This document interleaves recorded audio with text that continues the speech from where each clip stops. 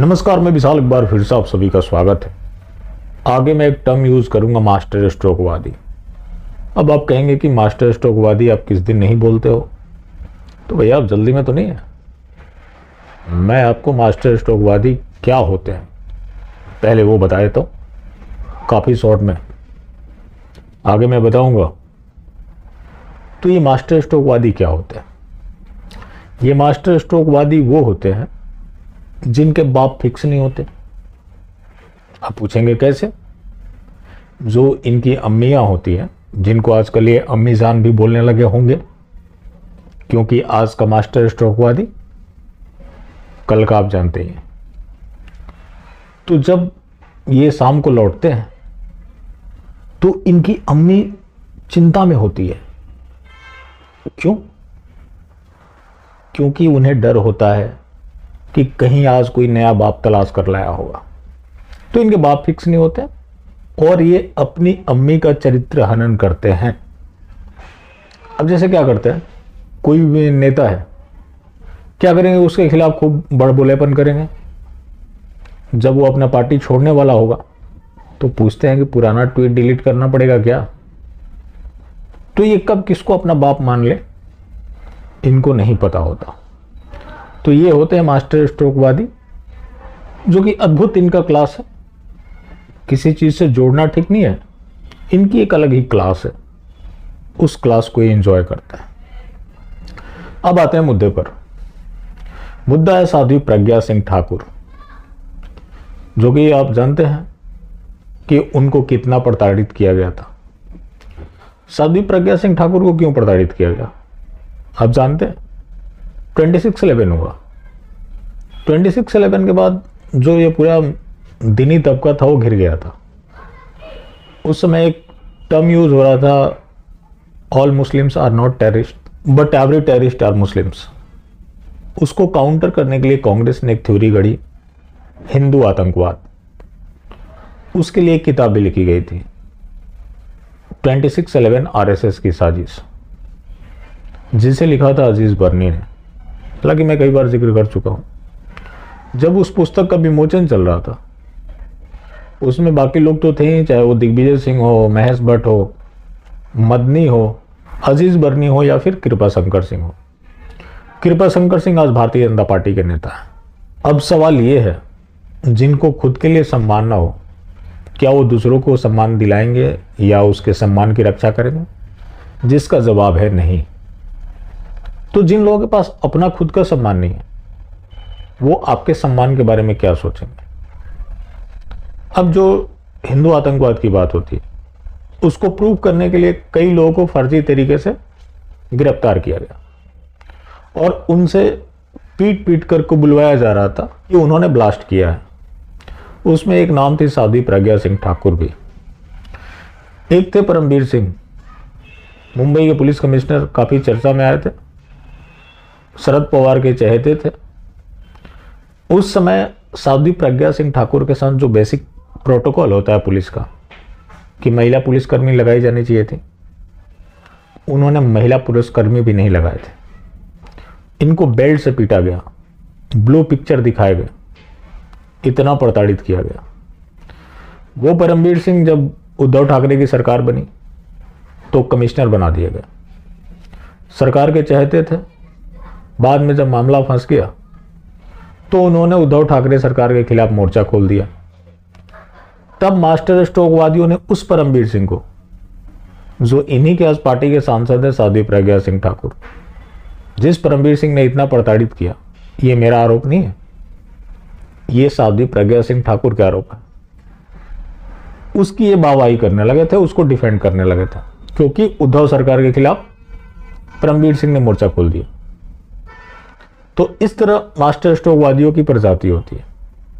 तो एक तरह से देखा जाए तो परमवीर सिंह ने काफी अहम भूमिका निभाई थी।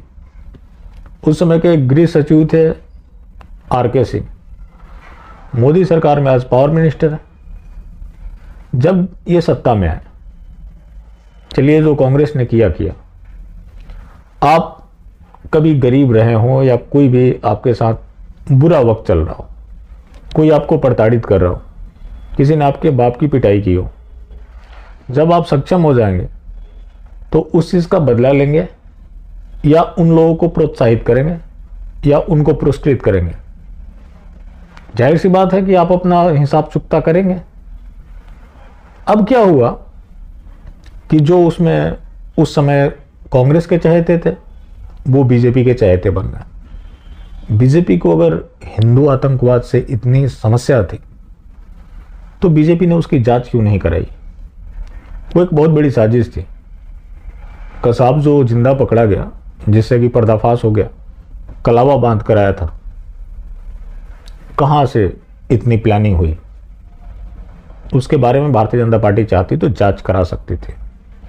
जांच नहीं कराया, माहौल बनाया। तो फिर ये क्या करते? माहौल ही बनाते। अब उन्होंने जो आत्मरक्षा की बात कही है, मैं 2 बार उसका चर्चा कर चुका हूं। अब आत्मरक्षा करना कहां से अपराध हो जाता है? अब इकोसिस्टम देखिए कि जब कोई हिंदू किसी चीज को लेकर बोलता है तो उसके खिलाफ दूसरा जो खेमा है वो तैयारी में बैठा होता है। उसको चाहता है कि कैसे भी इसको कुचल दे ताकि इससे सबक ले कोई दूसरा इस तरह कदम ना उठाए। मास्टर स्ट्रोकवादी ये भी बोलते हैं कि सड़क पर उतरो। जब कोई कुछ बोल रहा है, किसी को संबोधित ही कर रहे थे, तब इस तरह से उसको टारगेट किया जाता है, इतना कुचला जाता है कि वो अकेला पड़ जाता है, क्योंकि दूसरा जो खेमा है वो पूरी तरह से तैयार बैठा हुआ है। हिंदू हित की बात करने वाला अकेला पड़ जाता है। तो अगर जब तक वो किसी भी जनसभा को, सभा को, किसी भी चीज को संबोधित नहीं करेंगे, लोग सड़क पर कैसे आएंगे? जब सड़क पर की बात होती है, कई ऐसे मौके रहे कि लोग सड़क पर उतरे, उनको कुचल दिया गया, लेकिन मास्टर स्ट्रोकवादी खुद दिहाड़ी ले रहे हैं यहां पर लोगों की आवाज रोकने के लिए। तो मास्टर स्ट्रोकवादी आपको बताएंगे जाओ जमीन पर काम करो। अरे जब तुम जमीन पर काम कर रहे हो तो तुम सोशल मीडिया में क्या कर रहे हो? तुम्हारी तो दुनिया वही होनी चाहिए। तो जब लोग आत्मरक्षा की बात कर दे तो इतना कोहराम मच जाता है। कोहराम दूसरी तरफ से ही नहीं मचाया जाता है, इधर से भी लोग आत्मगिलानी में आ जाते हैं। भारतीय जनता पार्टी की नेता हैं प्रमिला नेसारगी। उन्होंने एनडीटीवी से बात करते हुए कहा कि उनको अपने बयान के लिए माफी मांगनी चाहिए और इस बयान को वापस लेना चाहिए, और मैं आशा करती हूं कि पार्टी उनके खिलाफ एक्शन लेगी कि वो इस तरह के बयान ना दे। तो भारतीय जनता पार्टी के ही लोग इतना डिफेंसिव हो जाते हैं। हालांकि शिवराज सिंह सरकार में मंत्री हैं उषा ठाकुर, उन्होंने इसका समर्थन किया है। तो ये पार्टी किसी प्रोपेगेंडा के आधार पे भी आत्मगिलानी में आ जाती है और अपने लोगों पर कार्रवाई कर देती है, जैसे कि राजा सिंह के साथ हुआ। राजा सिंह के मामले में क्या हुआ? उन्होंने किसी का नाम नहीं लिया था, एक बूढ़े व्यक्ति का जिक्र किया था, पार्टी से बाहर निकाल दिया।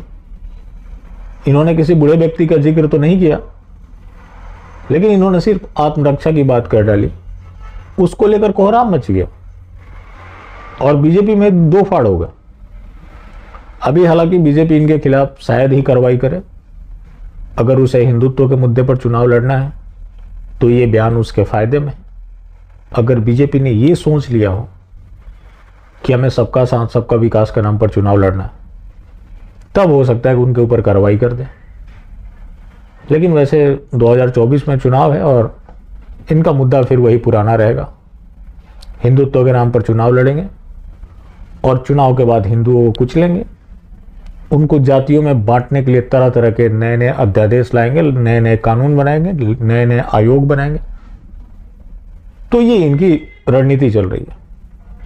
आज तो स्थिति इनके शासनकाल में इस तरह की बन गई कि किसी शरीफ व्यक्ति के खिलाफ भी अगर 1000-2000 लोग सड़कों पर आ जाए, जो कि कंडीशन है कि वो दूसरे तरफ के होना चाहिए, तो ये लोग क्या करेंगे, किसी निर्दोष को भी उठाकर जेल में डाल देंगे। तो ये पता नहीं किस तरह का एग्जाम्पल सेट करना चाहते हैं। और इस हिंदुवादी पार्टी में आत्मरक्षा की बात करना कितना मुश्किल हो गया है। आप इस तरह से देख लीजिए कि इनके नेता इनके ऊपर कार्रवाई की मांग करने लगे और वो आशा ये भी करते हैं कि पार्टी उनको हिदायत देगी। मतलब आत्मरक्षा की बात करना इस नए भारत में अपराध है, और लोगों को हत्या के लिए उकसाना, लोगों की हत्या कर देना, वो अपराध की श्रेणी में नहीं आता। क्योंकि इमरान प्रतापगढ़ी का भी तो बयान वायरल हो रहा है, कहीं सुना आपने कार्रवाई की बात? नहीं, हो भी नहीं सकता। वो सब बी टीम है, जार उगलेंगे, उनको बुनाया जाएगा, जिसका परिणाम है कि इस तरह के कृत्य लगातार चल रहे हैं। चलिए, बाकी जिंदा रहें तो फिर मिलेंगे, और मिलते रहेंगे तो जिंदा रहें। मिलना जुलना जारी रखें, लेकिन हाँ, मास्टर स्ट्रोक वादी बिल्कुल भी ना हो।